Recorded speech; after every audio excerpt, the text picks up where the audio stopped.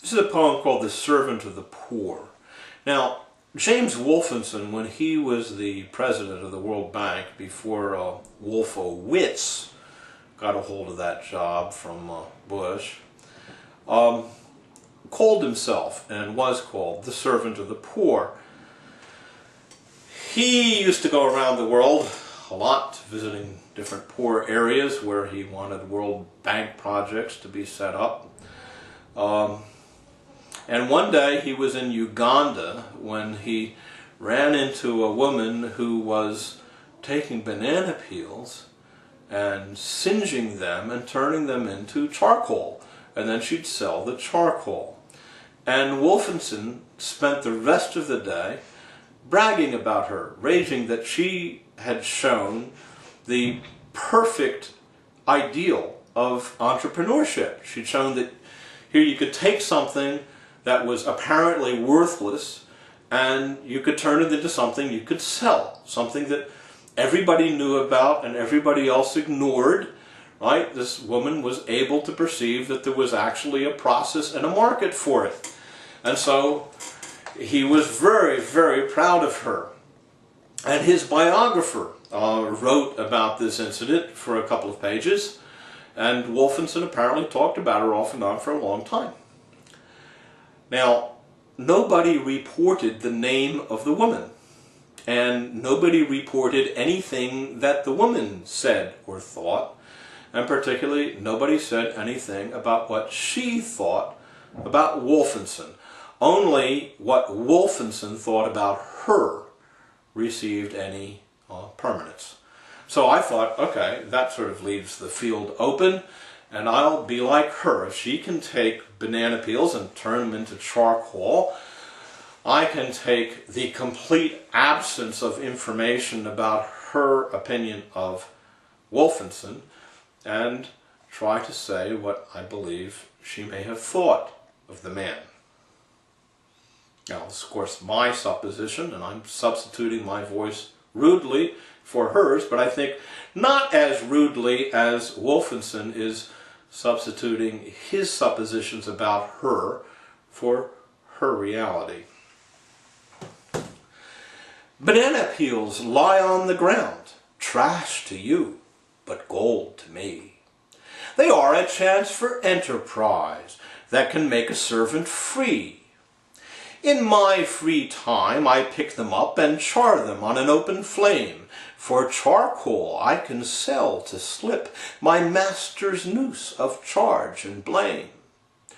1 kilo a coin, enough to buy a Coke that I could drink at ease, as if I were not bonded and had no one I had to please. But now, I'm told, I have some help, a man of wealth and girth. He says he is my servant. He runs the biggest bank on earth. If I can keep coins safely until I have enough to pay my master all my father's debt, I can be my own someday. This puts a different light on things. My master never set me free. But he's a paltry man compared to this man who says he's serving me. My master only has a servant, poor as a flea-bitten mouse. But I have a servant in Jackson Hole, with a wine cellar in his house. My servant flies around the world, and even came to me. He watched me singe banana peels beneath my master's tree. My master only has 1 house, my servant more than 3. My master wears old sandals, my servant shoes from Italy. My servant has a fine chauffeur to drive an SUV, and not just one, but everywhere, in every city, an SUV.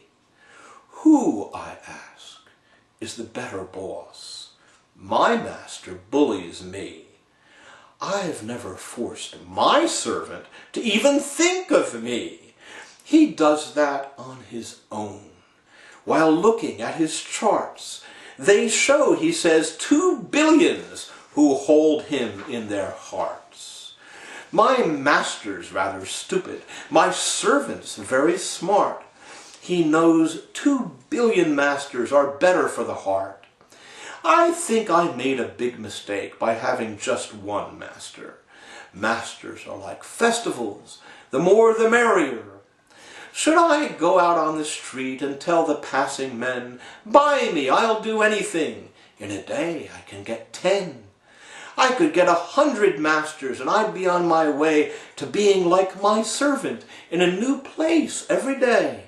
I could learn to manage money, then teach it for a fee. I'd be the pride of everyone for rising out of poverty. But my servant says, my first step's risky. He has to cure AIDS first. Banana peels are the way to go, if I don't waste it all on thirst. I should give my master that advice, and see how much he'll pay. Will he buy me a ticket to Jackson Hole, so I can try some Chardonnay? I know my servant didn't say my troubles would come to a sudden end, so I'll take my charcoal in my bag and sell it to his friends.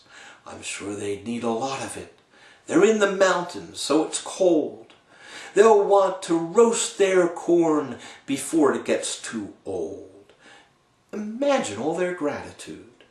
With charcoal at their footstep, they won't have to ship their corn down here, and my charcoal is sure to give them pep. They'll get tired of those charts.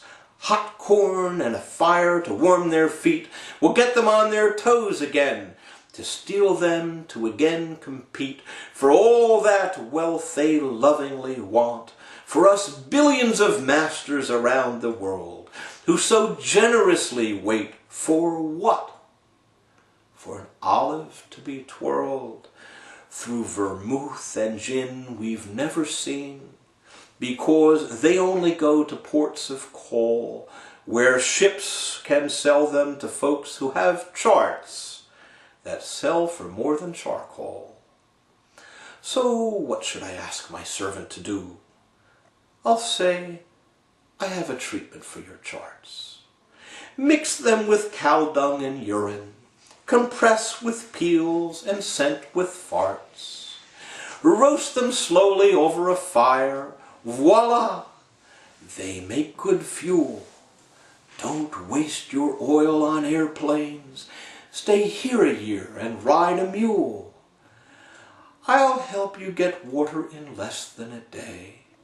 Teach you to cook our yams and corns, to avoid being bitten by snakes, to mend your clothes with acacia thorns, to clean your hair with soap nuts and scour your teeth with neem, to talk so children can understand and make their little faces beam. I'll teach you who has the heart of a snake and who you can trust with your life. I'll teach you who needs your kindly eyes and when you need a knife. Stay here with me for just 1 year. Then tell me the value of corn. Tell me what a servant is, and then why you were born. The first I know, you do not know, and yet I cannot tell you, but you can learn it in a year. By then your bones will tell you. The second, though, will take more thought, as the first with the value of corn. So I'll talk about it now a bit. Your confusion on this point so great, you make us want to lose our wit. Tell me what kind of servant believes he's entitled to own more than his master dreams of, and gets it by lifting a phone. Tell me what kind of servant tells his master what to do, and duns him if he doesn't, or gives him a kick of his shoe. Tell me what kind of servant states what services he'll get, makes his schedule out himself, and tells his master how to live. That's the kind of servant I might like to be myself.